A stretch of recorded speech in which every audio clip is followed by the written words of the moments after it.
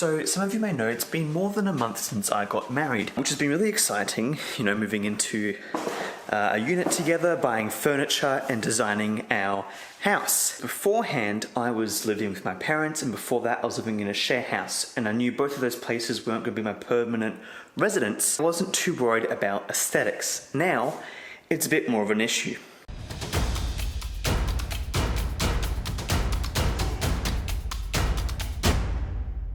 But one of my pride and joys of this house is this TV and cabinet. Now, this is a really nice sized TV, and it's got plenty of storage for me to put all my stuff in, because my wife says I'm a hoarder, and she's not completely wrong, but at the same time, there's some things I like to keep. For example, my video games. If we come up here to the TV cabinet, this is just a standard IKEA cabinet, we can see that the TV takes up most of the space. You can see here as well, there's enough room for at least a speaker, and we also have a candle and a few other bits and bobs that occasionally will stick here.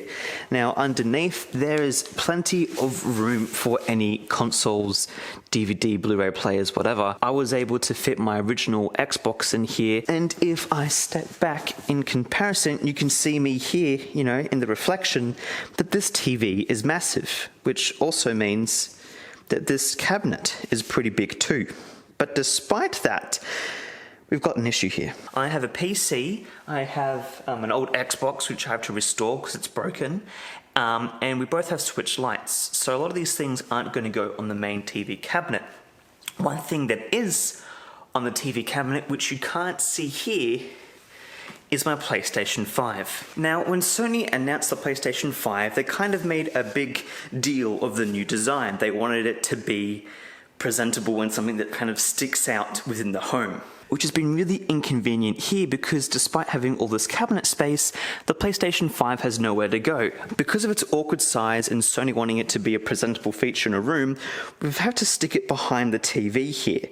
And because the size of the PlayStation here does not translate to the size of the cabinet in here, I'm not able to present it within my living space. Now, I'm really lucky that I was able to even get a PlayStation 5. Now, I got one definitely because of the hype and because at the time I had the money, which was something that I'd never experienced before, because every other previous generation I was too young to be able to afford my own gaming console. So this is kind of the time I was able to go out and buy a console on release, which is really exciting for me. There are two reasons why I got PlayStation 5. One was because of the exclusives. I feel like I've missed out a lot on the exclusives, but now it's kind of annoying because they're slowly exporting them to PC, which has been my platform for years now. But along with that, I was really interested in the haptic features of the new controller.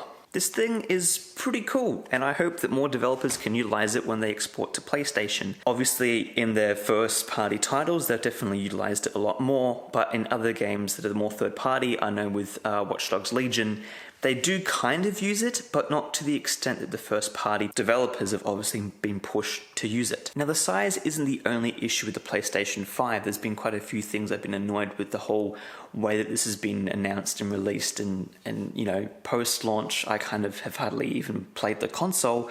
And so today, I want to sit down with you on my brand new couch at home and talk to you about all the issues I have with the PlayStation 5 and why I think that you shouldn't bother getting one, at least for now. When I first got it, I was pretty excited to get it. I did play it quite often. With it, I got the Spider-Man Ultimate Edition, basically. So it had Spider-Man Miles Morales as well as the original Spider-Man that had been remastered for PlayStation 5. And you get the younger Spider-Man, which is a whole other issue I can talk about. Basically, it does look better, but yeah, they definitely were getting some different inspiration. I do like the older Spider-Man. I wish they kind of tried to keep that approach a bit more with his design. It's like, it does look good. It just frustrates me that he just looks like a younger Peter Parker. Back to the PlayStation 5. I was amazed at the controller, and the controller still is really, really cool. If I grab the controller here, it definitely looks more like an Xbox controller compared to the PlayStation 4 controller, which I also have with me, but I'll just put a picture up on the screen. You know, this is the PS4, and then this here is the PlayStation 5. It does feel good in my hands, but I'm interested to see, because I remember I was at PAX Australia, which is basically like a giant convention for both, mostly games, so whether it be board games or digital video games. and I was at an accessibility panel. Well, basically, this is how I found this out. They said, okay, those who think the Xbox controller is comfortable, please raise your hand. And like all the men in the room raised their hands, like, you know, teenage boys as well, and myself. And then they were like, if you think the PlayStation 4 controller is more comfortable, please raise your hand. And it was all the women and the kids, like the younger kids, like, yeah, I can fit my little tiny thumbs to the joysticks a bit easier. But so when we go back to this new PlayStation 5 controller, it feels really good in my hand. And I'm curious to whether, you know, people with smaller hands are going to find this more inconvenient. If you're one of those people, please, you know, comment down below. I'd be really interested to see into, you know, whether or not they've designed this now to the detriment and they've kind of, you know, knocked off their audience, because I know people really love the PlayStation 4 controller. I wonder if I can show it on camera. Is that the grip on the back are the little, you know, triangle, squares, X's and circles. Like that's such a cool Easter egg.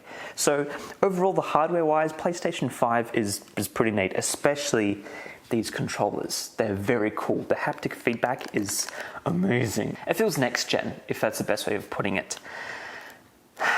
Is it enough for a new system? I feel like they could have had more of a push for this last generation. I mean, sure, some of the upgrades are there, and, you know, it not being last gen, this being something completely new, definitely makes me, you know, want to buy this console. But it would be nice if this was also available for, like, PlayStation 4, if it had backwards compatibility, or rather retro compatible, or for what would you even call that? Playing most games with this controller, cutscenes are cool. Like when people will shoot, or when you jump, or when in the cutscenes they swing and do stuff or talk or whatever. Holding this is super cool. It feels amazing.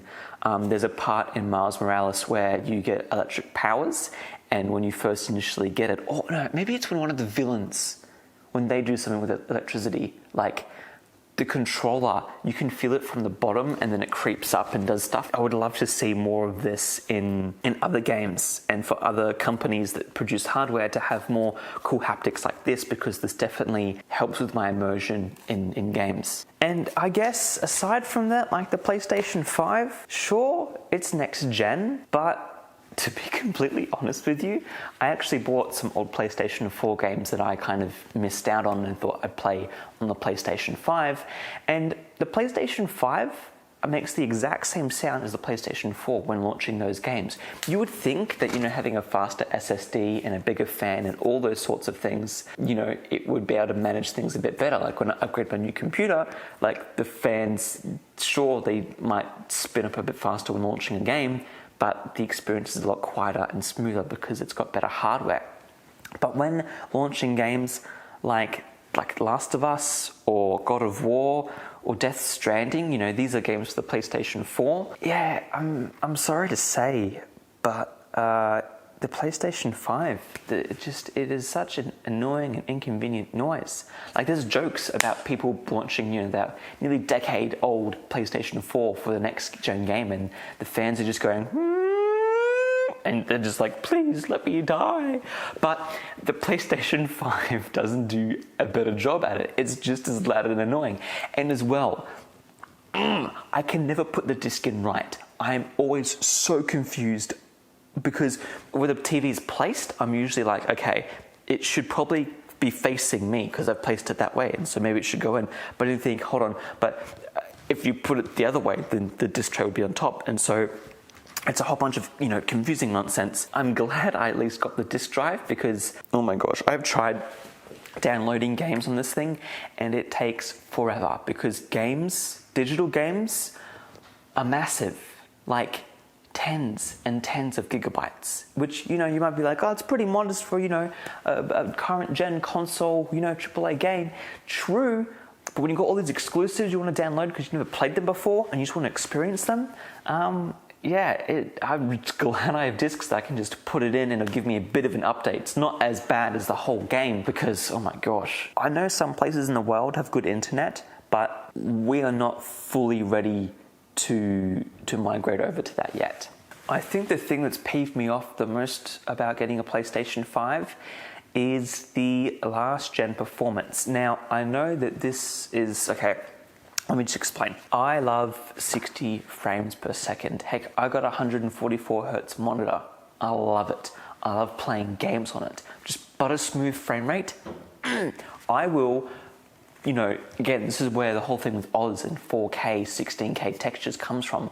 I prefer a higher frame rate than a better looking image. Like, make the image look good. When it starts to look choppy and pixely and the anti-aliasing is just not doing its job, I would prefer to tone down the style and the polygons, just so that we can have a more clearer picture, but also smoother moving image. And with these last generation of games, I know that the frame rates are probably capped, but when you play a game, especially, a current gen, next gen game, that is just so beautiful performance. And the cool thing now is that most of these games now, they have two modes. They have performance, and I forgot what the other name is, but you can have a high frame rate or you can have it rendered in 4K. Basically, that's the choice you get. I always prefer performance. When you sit back here and you're playing a smooth frame rated game, like it looks really good. And that's when it frustrates me when I go back to these other PlayStation 4 games that don't have patches yet. Some of them have gotten patches and I'm tempted to see how good they are and to test them out. I just hope that that's something that PlayStation and those developers will kind of patch, hopefully, that they can have kind of a next gen update, and that we won't just need to buy a director's cut of a game to have a higher refresh rate, because that will really annoy me. I don't want to pay this much money when I already have this game. Just give me a patch, please. Please give me a high frame rate patch. That's all I ask for. Please just be a bit more consumer friendly. Please, you've taken all my money. I've spent more than $1,000 on this console and its games now, and you want me to pay another $100 and something for your director's cut? No thank you. No thank you, no.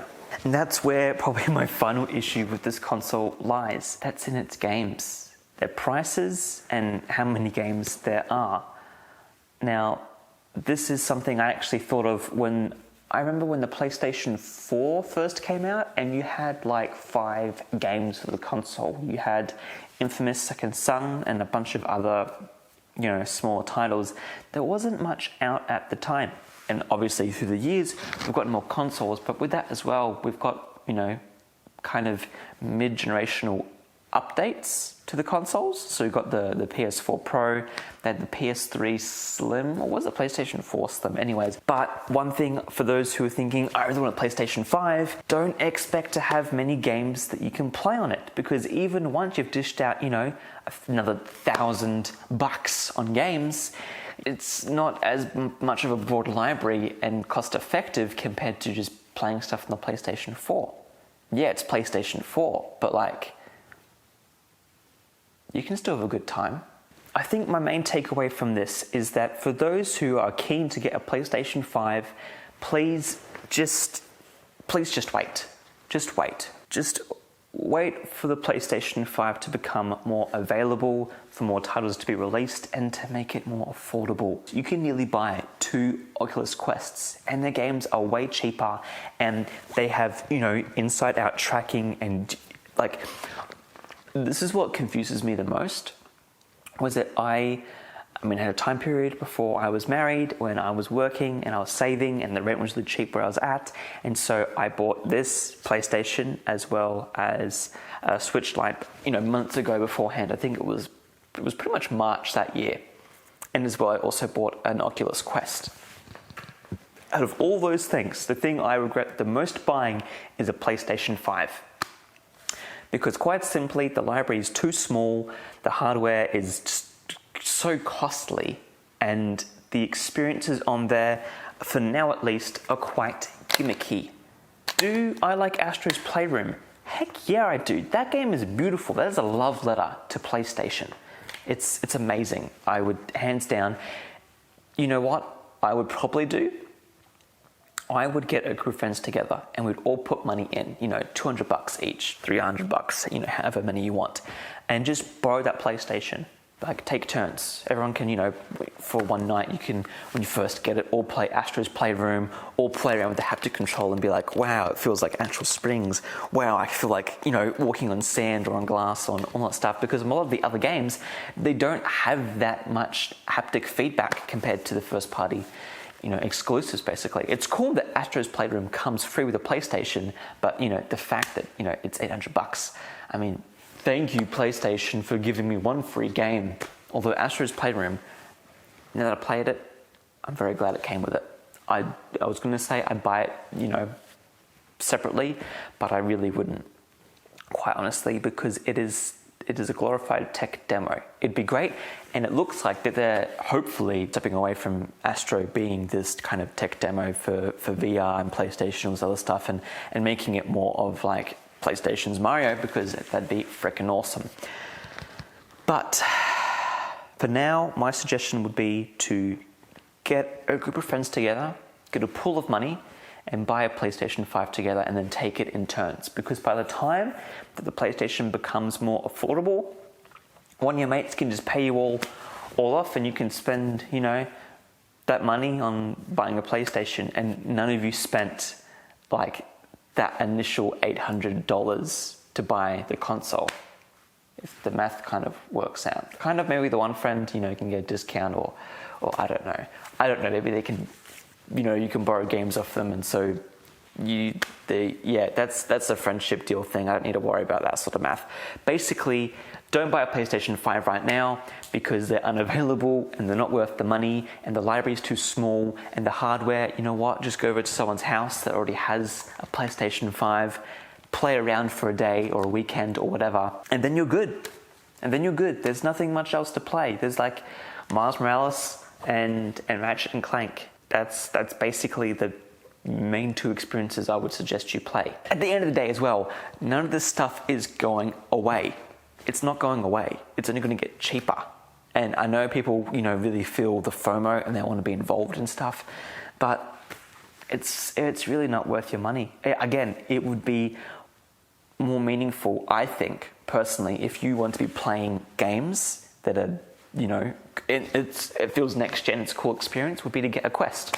Quite honestly, just get an Oculus Quest 2. They're $500 off Amazon, and then you know what? You can just spend like $300. You don't even need to spend $300. Okay, I'm just trying to make it the same price point as the PlayStation 5, just the console itself, not any other games. But games on the Oculus Quest store are pretty decent, considering that they're a VR game and they're a lot harder to make. Trust me, take my word for it. VR games are so stinking hard to make. That's something else I'll probably talk about in another video soon. But my advice to you is just, if you really want a PlayStation 5, if you really are keen in getting into that ecosystem and you don't have, money falling out your pocket, then please just wait. If you're looking for a next-gen console, I would suggest, if you don't feel like you would be betraying anyone or anything by getting something else other than a PlayStation 5, I would suggest, getting a gaming PC, getting an Xbox, because those things I feel like for a consumer are going to be less of a hassle than the PlayStation 5 looks like it's going to be for the next couple of years. But again, as well, as someone who absolutely loves VR, check out the Quest 2. It's an amazing piece of technology, and they're now doing like AR stuff in there as well. And I know people hate signing in through Facebook, but the only thing that Mark Zuckerberg really knows about me and my Quest usage is that me and my wife, we're really good at Beat Saber. Yeah. Anyways, that's my opinion on the PlayStation 5. Let me know your thoughts in the comment section down below. If you enjoyed this video, again, we still aren't sponsored. There's no sponsors in this video yet. So if you did want to financially help us, aside from watching the ads in this video, it'd be really great if you could head over to Patreon or Subscribestar and give a bit of a, give us a bit of a moolah donation. That helps pay us here at Game Nights, because we, I have this beautiful house and I'm starting a beautiful family, and I would really appreciate to keep making these videos for you, because I really do enjoy doing it. Thank you so much for watching, and until next time.